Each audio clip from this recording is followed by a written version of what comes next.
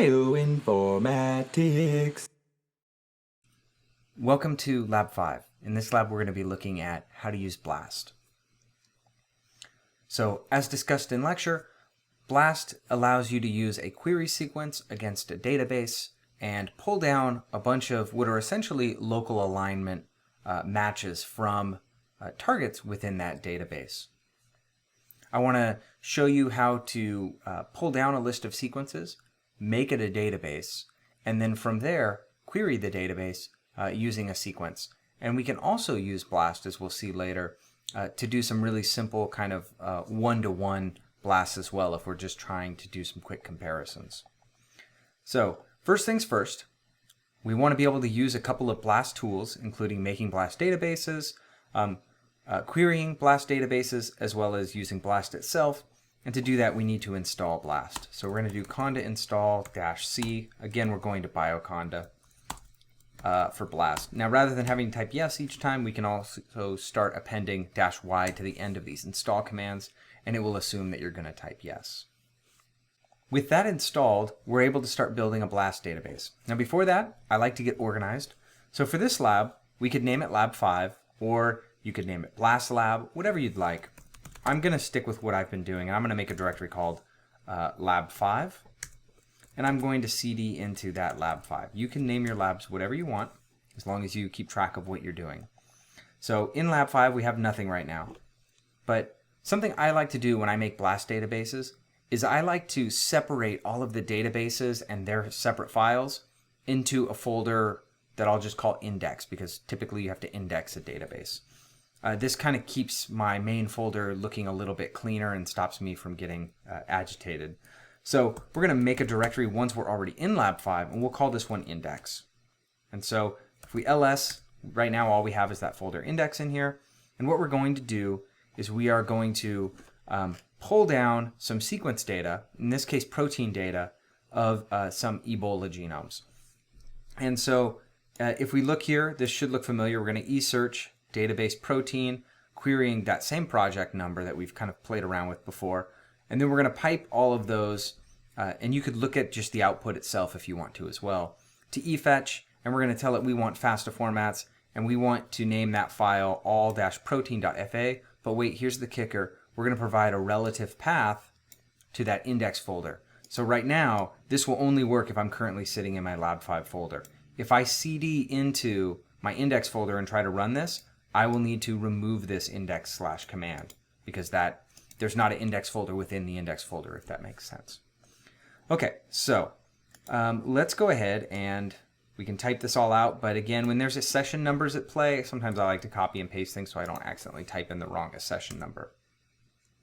So that's going to go ahead and download. And what it does, we'll scroll down.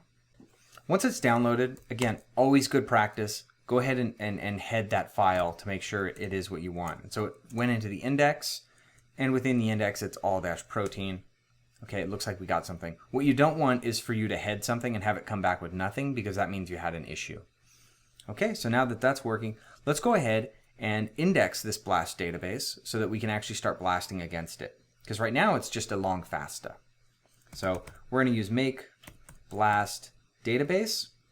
We're going to provide an in file, and the in file is going to be index/all-proteins. We're going to tell it that the database type is protein, P-R-O-T, and the output name. In this case, we're not going to have an ending to the file name because it's actually often going to be multiple files. So we just need to give what our index main name is going to be. And so our index, we'll just call it all. And we'll also put that within the index folder. Notice the relative path here. And the final thing is we'll pass an argument called parse seq IDs. What this does is it keeps the individual IDs from each first line of those FASTA formats so that we maintain information on what the accession numbers are and things like that. So we can go ahead and hit enter. And I spelled it wrong. Notice it's seq IDs, not seq ID. So there we go. Okay, now that we have that, we can go ahead and use some of these BLAST DB CMD commands to get some different information and check out what's in our BLAST database. So we can use BLAST DB CMD, dash DB for database, and we'll give it that index slash all database.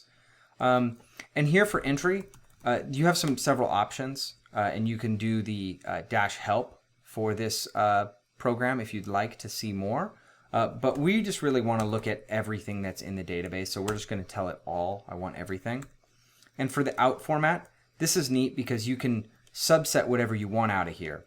You could get just the accession numbers. You could get just the sequence data. You could get GenBank numbers if you have that, all sorts of things. And we'll just look at the first 5 outputs of this. Oops, need a space there. There we go.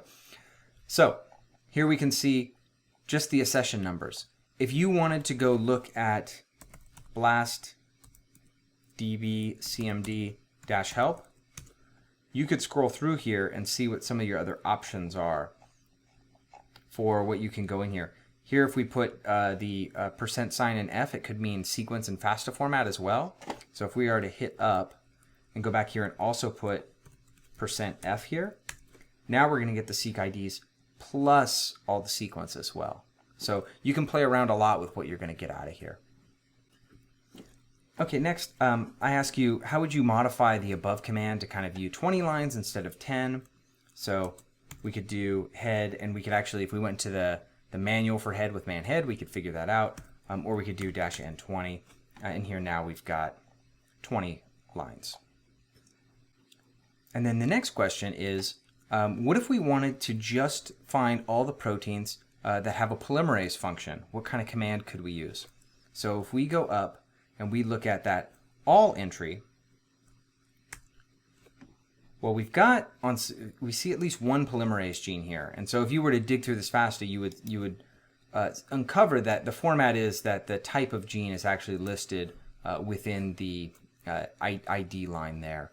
So what we could actually do is, rather than passing all the entries within the database to head, we could actually pass it to grep. And you remember grep is kind of like a fancy search and find kind of function. And we could grep for polymerase.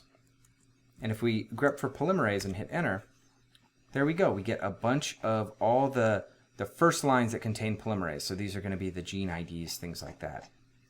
Now, what if we wanted to see how many they were? Well, we could count them, or we could go back to what we've learned before and pipe it now, building on this pipe, to WC for word count, and say we just want the lines. And so there's 264 lines here. So 264 accession IDs had polymerase in them. Okay, so now getting to kind of the meat of the lab, you just made a database that contains all the proteins identified from the 2014 outbreak strains of Ebola. 264 different accessions of them, essentially, if you're thinking about polymerase genes.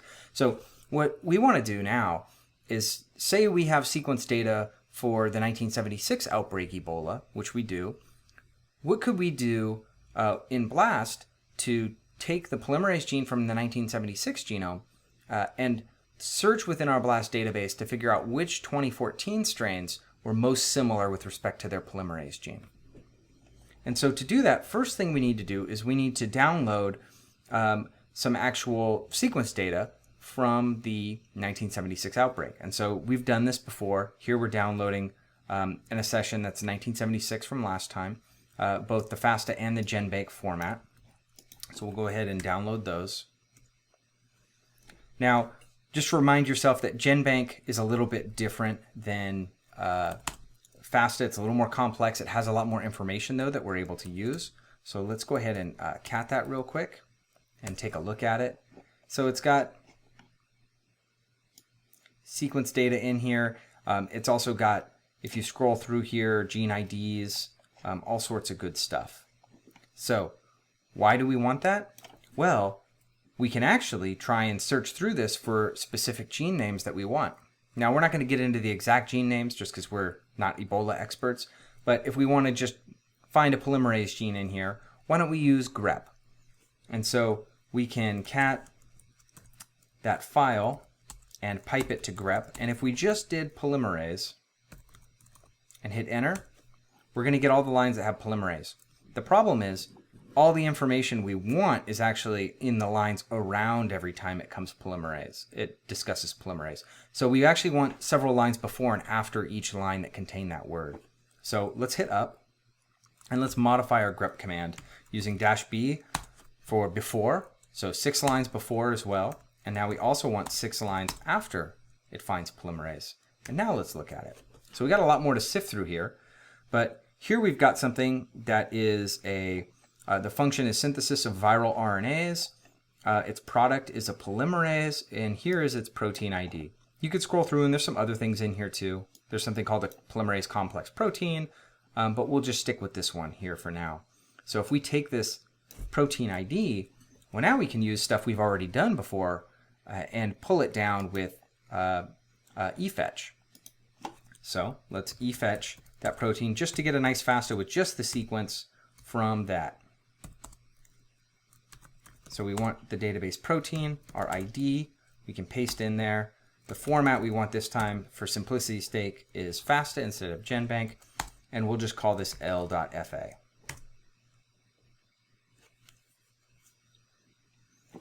Always good practice, go ahead and head L.fa, and we did indeed get our sequence there. Okay, so now we have our database is ready, our query is ready, so let's put it all together and blast our query against our database. Now this is a protein, so you can tell this is amino acid sequence. So we're going to use blast P because our database was protein as well, protein against protein. So we're going to go blast P, and we're going to tell it the database is index/all, and our query is L.fa. Okay, and so this will print all to the screen.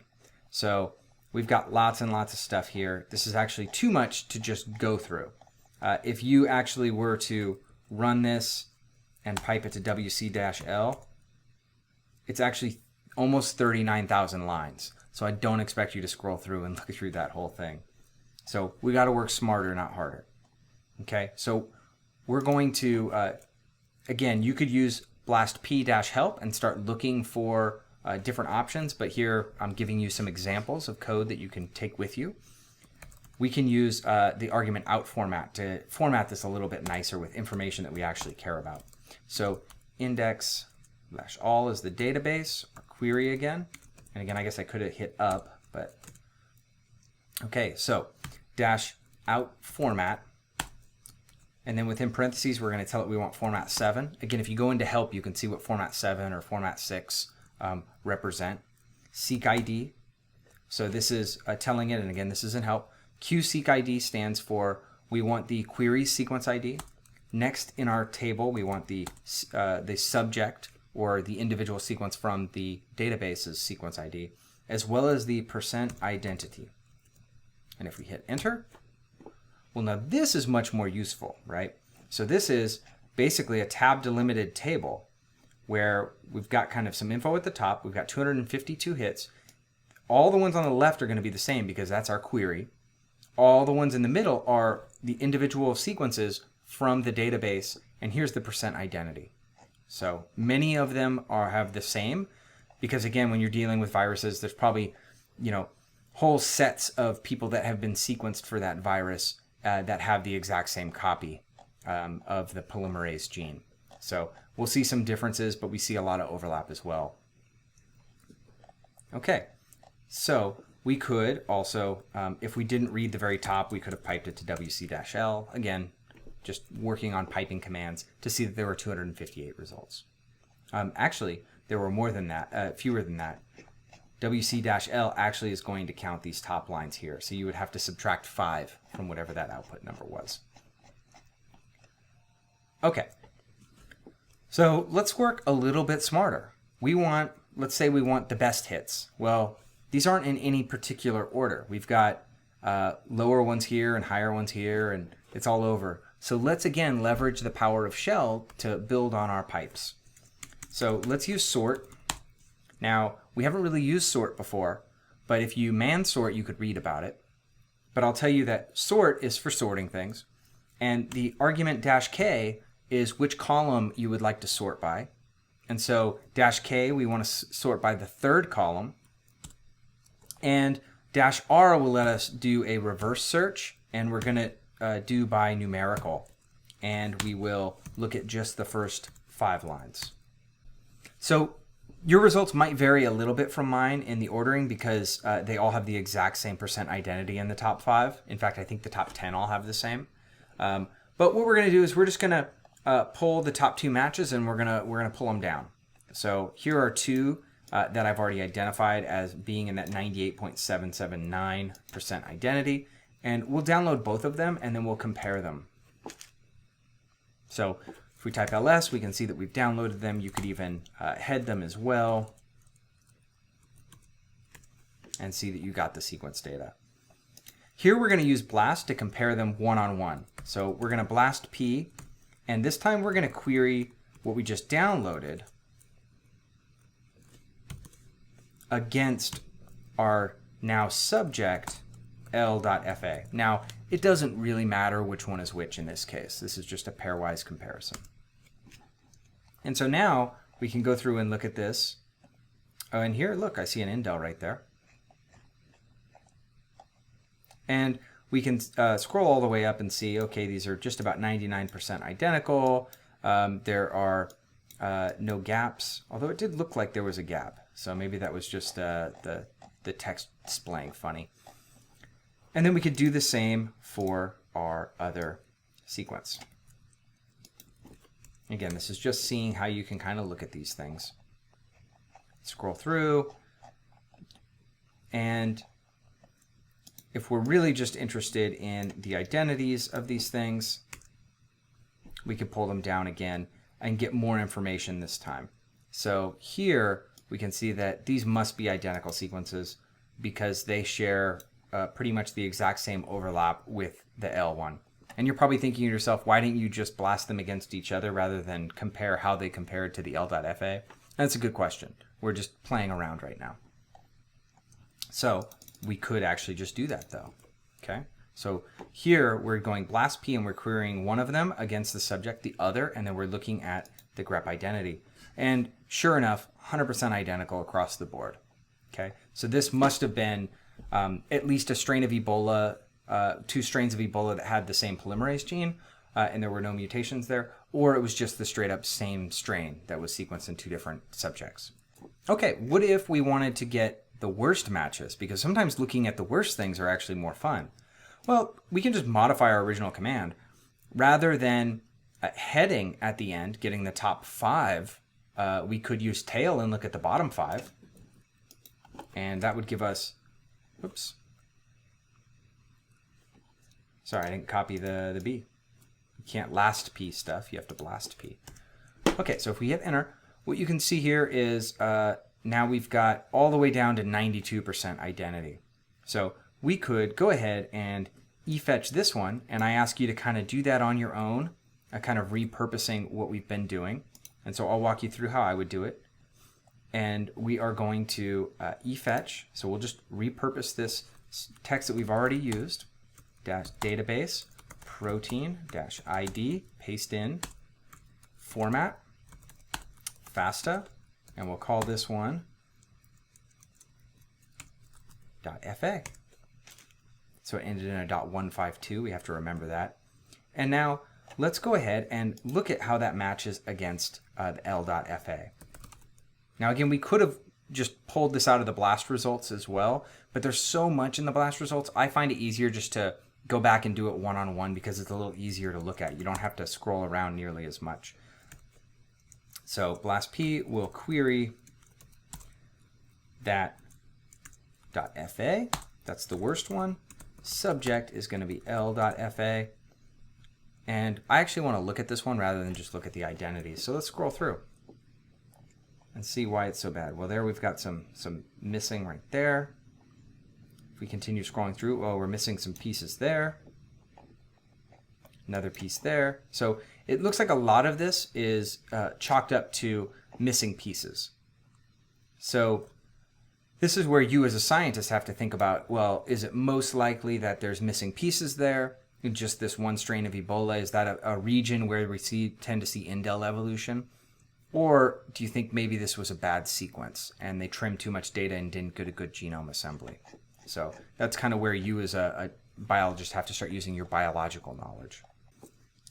Kind of last thing that we're going to be doing is I want to show you how this kind of ties together with what we did before. We did alignments. And so many times one of the uses of using BLAST is if you've got a bunch of, you're interested in doing a phylogeny, or you want to do reconstructing what branches of the Ebola strains diverge from which other ones and plotting it on a map, things like that. Well, typically you want to build phylogenies from alignments of homologous genes. And so the way that you get a big set of homologs is you take one gene of interest that's closely related or in the same family, and you blast it against your database, and it will match all the other homologs from because all they're going to have really are slight variations, a few mismatches, things like that, from the other members of that species or genus. And then you can pull those down and make a FASTA of those and do your alignment with that, and then build your phylogeny with that if you're doing a one gene kind of tree approach. If you're doing many genes or whole genomes, there's different ways to think about how to do that. But for this case, let's think about how to do that here.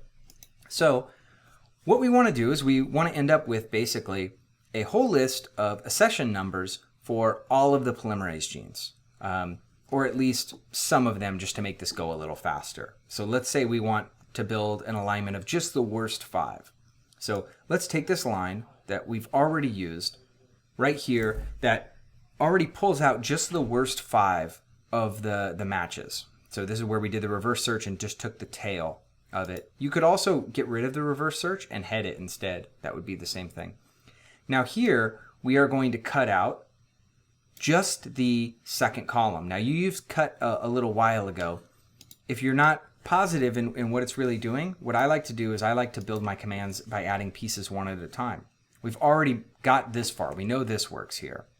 So now let's add on that cut -F2 and see what that does. So what that does is that's actually just cutting out that second column if you think about this as a table. You could cut out the first column if you want, or the third column, but we really just want the second column. Now, these are the IDs that we want. We could copy and paste each of these into eFetch, but that's not really kind of the theme of what we're doing in this class, right? Because in a real world, this could be not 5 things, this could be 10,000 things. So how do we automate that? I haven't given you the tools yet for all of this, so bear with me on a little bit. But one thing we notice is we know that we need to eFetch this number, but we've got this GB bar and a bar at the end. We do not want that. And so that's, once you get used to doing these things, actually quite easy to get rid of. So what we want to do is leverage some form of a regular expression.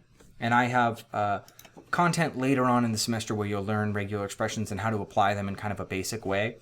But what it really is it can be applied in a number of ways. It can be used via grep. Here I'm going to use sed, which is really a colossal pain. But this weird garbage line right here is actually a find and replace line that's pretty powerful pattern recognition. And so what this is really saying is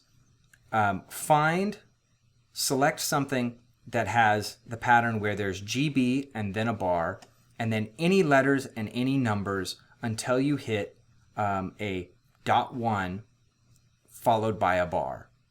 And what we want to do is we want to keep everything inside of those bars, but not the bar itself.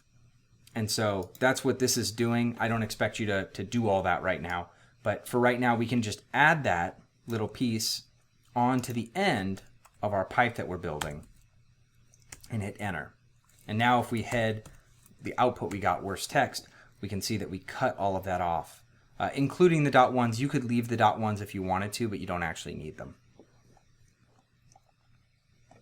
Okay, now that we've got that, now we're going to go back to something that's familiar, something that we've done.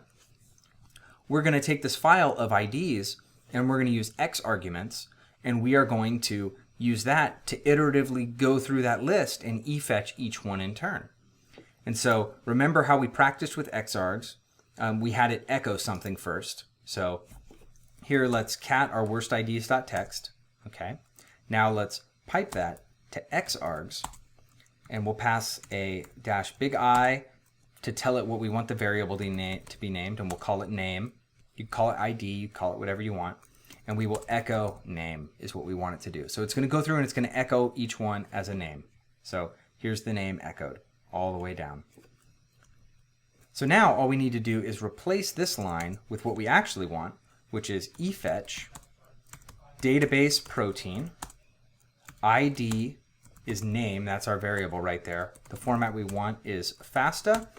Now here's the tricky part. We want to make a new file called worstseeks.fasta. But if we only put one caret here, it'll make a new one and overwrite the old one every single line. What we want is to stack all of them up on top of each other. So we're going to use 2 of these to indicate that we want to append to the end. Worstseeks.fa. Now the trick here is if you were to run this twice, you would keep appending to the end of it. So this is not a thing that you want to run over and over again. If you're going to do that, you need to RM the old one first, so you don't keep adding to it. So let's go ahead and head worstseeks.fa, and it worked. We could also cat worstseeks. This is a good check. There should be only a certain number of things in there, making sure we didn't run it a bunch of times. So we could cat that and then wc-l and see that there are 165 lines. Now, that in and of itself is not informative, right? So I've always talked about FASTA formats as being this 2-line format where you've got this identity line and then the sequence line. There is this slight variation in some versions of FASTA where it's almost like justified in the sense that they keep returning lines a set number of bases in so that you get this kind of nice, clean wraparound text. That can be kind of a pain. So if we really want to look at how many sequences are in there, we can actually leverage grep. And grep, knowing that the pattern is having a caret at the beginning of every single sequence ID. And if we hit enter, this will be good. If you did not put parentheses around this, think about what this is doing though. What this is doing is saying you want to pipe the output to a new file. And so if you piped the output to a new file, you wouldn't actually get what you wanted. So we can go ahead and use something like that and see all of our lines that are identifier lines, and there are only 5 of them, which is what we expect. Okay, so kind of last things, we've got this nice file that has all these. Let's go ahead and run an alignment on them. If you already have MAFT installed, which you probably should have from the alignment lab, you do not need to run this line here. We could just dive right into using MAFT, and we'll set it to auto. We'll actually set the format this time to clustall out because it's a nice human readable format for alignments.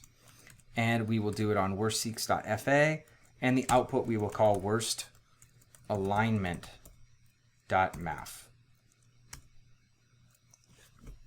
Okay, and so let's go ahead and head this. We'll head the first 20 lines of the worst alignment. So this is a lot easier to read now, right? So here we can see the multiple sequence alignment, and we can see where there is a lot of overlap with the consensus, and we can see that there are asterisks where there are no mismatches across. So really like conserved sequences between all these things. Here there's not because there are some mismatches or missing bases. Same here as well. Here we actually have true indels, and then here the X's are typically represented by bases that we don't have enough confidence to call. So we know there's a base there, we just don't know what it is. And the reason I point this out is because we thought that, okay, 152 must be very divergent. It's probably something different because it is only 92% identical. But really, I think what it is that biologically, it probably is very similar. It probably is the same thing, but I think we just had shoddy sequencing for this individual. And so it's always important to step back and take a look at your data. This next part is a little bit more on your own. And what I asked you to do was take a nucleic acid database, which I helped you download here, and we called it all-nuke.fa, and to repurpose the lines above for making the BLAST database and blasting. So to remember how to make a BLAST database, you could go right to the beginning. Again, there's nothing wrong with repurposing code. And we see here is how we made a BLAST database. Now, I made a note there that you do not want to do protein again because now we're working with nucleic acid. So we're going to have to change this. So we're going to go make BLAST database. In file is going to be index all-nuc. The database type, and I'm going to do this slightly wrong at first so you can see how reading the output from bad commands can be helpful. I'm just going to put nuc, and the out file is going to be index, and we'll call it all-nuc this time. And then we'll parse seq IDs. And if we hit enter here it's, first, whenever you get this, something saying that you did something wrong, always read what it says. Sometimes it's not helpful, but sometimes it's very helpful. Argument, database type, illegal value. Okay, what's the legal value? Nuc with an L and prot. Well, we did nuc without the L. So now we know to fix this. All we need to do is add an L to the end, okay? All right, so now we've added all of our sequences to this.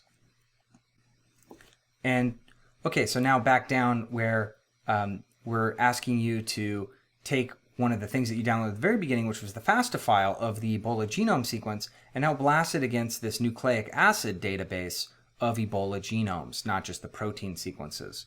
And so what we're going to do is we are going to use blast-in now because we're blasting nucleotide against nucleotide. What we just downloaded, the database is going to be index/all-nuc, and we'll just call this output nucblast.out. Okay, and so we could cat nucblast.out and see, again, we're dealing with thousands of lines again. So we could repurpose what we've done before to get it into a better readable format. So let's go back and see what we did as far as our output format stuff. So here we could probably take just this line right here and we could do our output format with the seq ID and all that stuff and put that on the end here. And when we put that on the end, we could pipe it to head if we wanted to. And now we've got our ordered genome sequences by % identity against our query. So something that jumps out at me is there are two of these that are 100% matched. Now take a second and think about what we're doing. We're blasting a virus, things that evolve rather rapidly, from 1976 against something from 2014, and it's saying that there's no change in two of them. So that strikes me as kind of fishy. So let's go ahead and e-fetch one of these. We'll just take this top one and let's look at it one-on-one. Okay, so we're going to e-fetch that accession number from the very top one, and then we will take this guy and we will blast in and we will make this the query. AF, there we go, against, sorry, the 1976 is the query, and we will make the 2014 the subject. Okay, so let's see what we got here. So remember this one. There's one at the very bottom. This actually was several different local alignments, which should kind of jump out at you as being kind of weird anyways. But if you look through this, you'll see that many of them are not 100%. This one's 88%. But our top hit is just the highest scoring reported blast hit match, right? And so one of them is actually just this really short local alignment that is 100% identical, but it's not very long. And so do we think that based on our blast results that there's 100% identical Ebola strain knocking around that looks exactly like the 1976 strain? No, there is a stretch of about 40 base pairs that are 100% identical. So it's very important that you think about what your data are actually telling you and what they are not.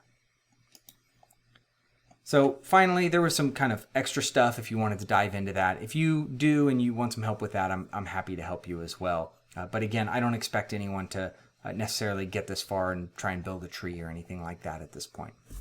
All right, so that was Lab 5. Hopefully you'll be able to use BLAST a little bit in the future.